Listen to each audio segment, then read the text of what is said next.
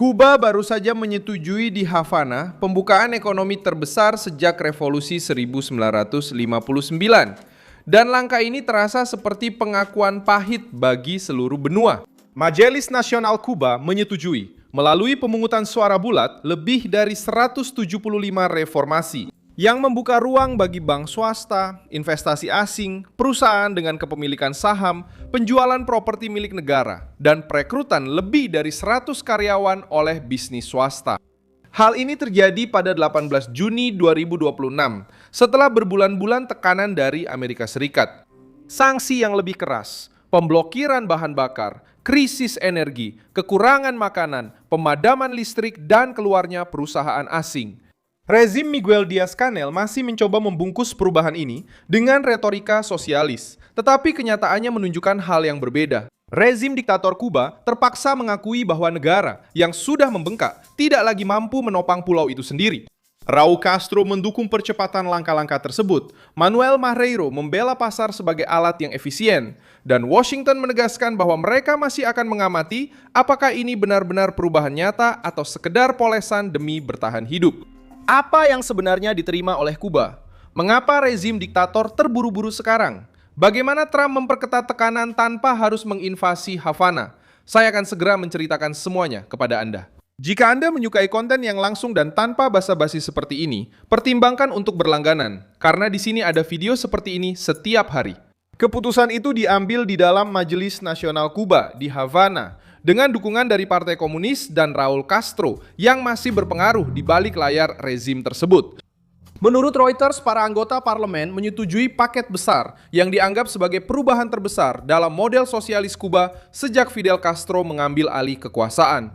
Pemerintah menyampaikan langkah-langkah tersebut sebagai pembaruan sistem. Namun isi yang disetujui menunjukkan adanya keterbukaan yang selama puluhan tahun dikatakan oleh kelompok kiri Amerika Latin tidak akan pernah diterima.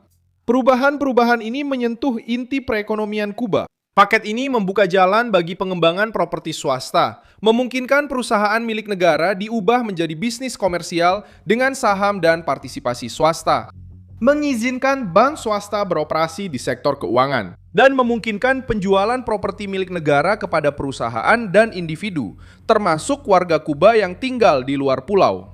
Pada praktiknya, Havana mulai mencari uang, sesuatu yang sebelumnya mereka kecam. Rezim yang dulu menganggap pasar bebas sebagai ancaman, kini justru mengejarnya sebagai penyelamat. Manuel Marrero, Perdana Menteri Kuba, adalah orang yang memaparkan langkah-langkah tersebut kepada para legislator dalam pidato panjang. Dia mengakui bahwa pasar bisa menjadi alat yang efisien untuk alokasi sumber daya. Pernyataan ini terasa berat karena datang dari dalam struktur komunis Kuba, bukan dari oposisi di pengasingan ataupun dari analis luar. Ketika pemerintah yang mengendalikan harga, produksi, perdagangan, dan kepemilikan mulai menerima lebih banyak peran pasar, itu berarti mereka mengakui bahwa kontrol mutlak telah gagal. Diaz-Canel mencoba mengendalikan narasi. Dia mengatakan bahwa Kuba tidak meninggalkan sosialisme dan menegaskan bahwa pulau itu masih menghadapi blokade terpanjang dalam sejarah. Namun, pidato itu tidak menghapus fakta utama. Rezim telah menyetujui langkah-langkah yang mengurangi dominasi negara dan memperluas ruang bagi modal swasta. Itulah sebabnya berita ini sangat mengganggu pihak kiri yang selalu menjual Kuba sebagai etalase perlawanan. Etalasenya retak dari dalam. Tekanan dari Amerika Serikat menjadi pusat dari perubahan ini. Sejak Januari, kebijakan Trump semakin keras terhadap Kuba, terutama di bidang energi dan keuangan. Council on Foreign Relations menunjukkan bahwa pembatasan pengiriman minyak telah memperburuk kelangkaan bahan bakar, menaikkan harga, dan memperluas pemadaman listrik. Gedung Putih juga mengeluarkan perintah eksekutif pada 1 Mei 2026 yang menargetkan sektor-sektor seperti energi, pertahanan, logam, pertambangan, jasa keuangan, dan sektor keamanan Kuba. Itu adalah pesan kekuatan ekonomi, bukan hanya diplomatik. Dampaknya terlihat dalam kehidupan sehari-hari masyarakat. AP melaporkan bahwa pemadaman listrik menyebar ke berbagai lingkungan di Havana, dan penduduk bahkan sempat melakukan protes dengan memukul-mukul panci. Pembukaan ini juga menunjukkan seberapa besar keputusasaan untuk mendapatkan dana segar. Pemerintah ingin menarik investasi asing, memungkinkan lebih banyak perdagangan langsung, memberikan otonomi kepada perusahaan dan pemerintah daerah, serta menciptakan saluran keuangan yang lebih lancar. AP melaporkan bahwa paket tersebut juga mencakup lebih banyak ruang untuk bisnis swasta, impor dan ekspor tanpa perantara negara, dan bahkan masuknya jaringan makanan cepat saji. Bagi sebuah pulau yang dibentuk oleh sentralisasi, ini adalah perubahan besar baik secara simbolis maupun dalam prakteknya. Raul Castro juga terlibat dalam persamaan ini. Reuters melaporkan bahwa ia didakwa di Amerika Serikat pada 20 Mei 2026 atas tuduhan yang terkait dengan penembakan jatuh pesawat milik para pengasingan Kuba pada tahun 1996. Tuduhan tersebut meningkatkan tekanan dari Washington terhadap pimpinan bersejarah rezim tersebut. Beberapa minggu kemudian, Raul Castro yang sama muncul mendukung percepatan persetujuan reformasi ekonomi. Marco Rubio, Sekretaris Negara Amerika Serikat, sudah mengatakan pada bulan Maret bahwa Kuba memiliki ekonomi yang tidak berfungsi dan sistem politik yang tidak mampu memperbaikinya.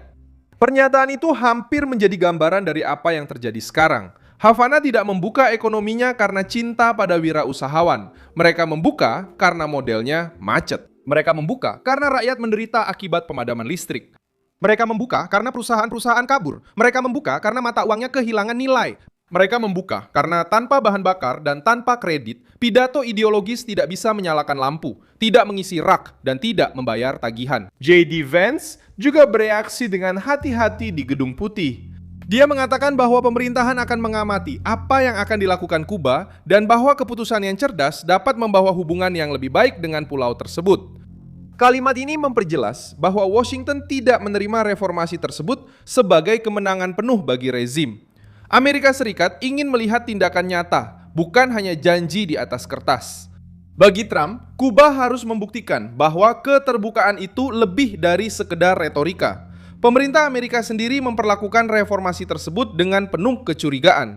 Penilaian yang disampaikan kepada pers adalah bahwa Havana mungkin sedang berusaha menciptakan kesan perubahan tanpa benar-benar memberikan kebebasan nyata, dan disitulah tekanan terus berlanjut. Membuka bank swasta, menjual properti milik negara, dan mengundang investor asing tidak secara otomatis berarti membebaskan lawan politik, mengizinkan pers bebas, atau mengakhiri penindasan. Pembukaan ekonomi menunjukkan kelemahan dari model tersebut. Namun, perubahan politik masih bergantung pada fakta.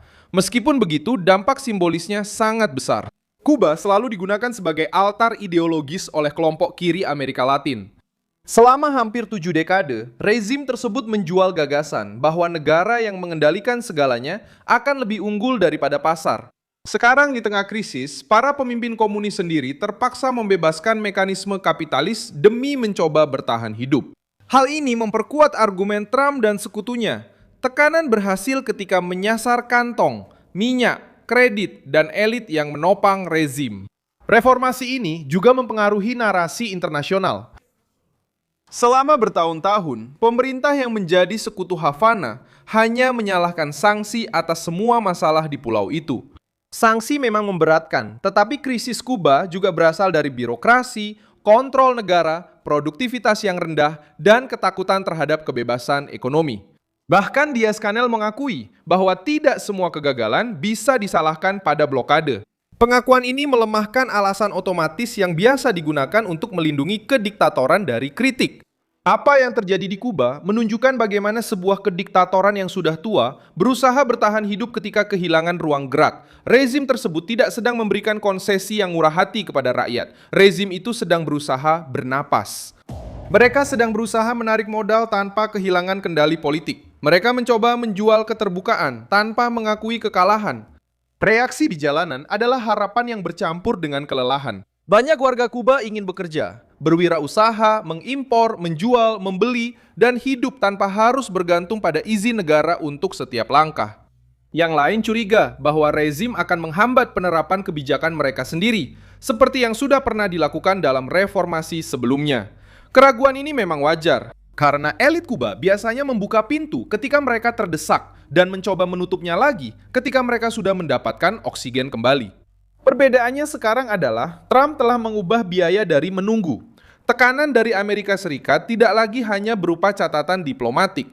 Uni Eropa juga meningkatkan tekanan dengan menuntut perubahan ekonomi dan politik serta mengecam penindasan di Kuba. Hal ini semakin mengisolasi Havana. Diktator mulai mendengar tuntutan dari Washington, dari Brussel, dari diaspora Kuba, dan dari rakyatnya sendiri yang lelah hidup di ambang batas. Ketika berbagai pihak menekan secara bersamaan, propaganda tidak bisa menahan semuanya. Kuba menginginkan modal yang dulu mereka kecam, tetapi tidak menginginkan kebebasan yang biasanya menyertai ekonomi terbuka. Mereka menginginkan uang dari pasar tanpa membiarkan warga memiliki kekuatan nyata terhadap negara. Karena itu tekanan harus terus berlanjut. Trump menunjukkan siapa yang berkuasa di papan permainan karena dia memaksa Havana keluar dari sikap ideologis dan masuk ke realitas ekonomi.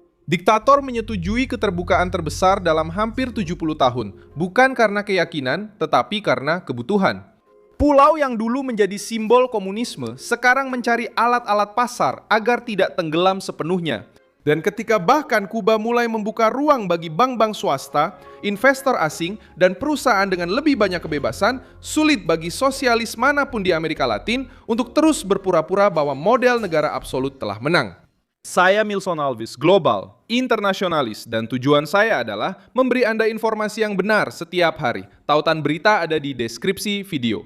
Beri like pada video ini, subscribe ke channel, dan di akhir, lihat komentar agar Anda bisa lebih terlibat dengan komunitas Milson Alves.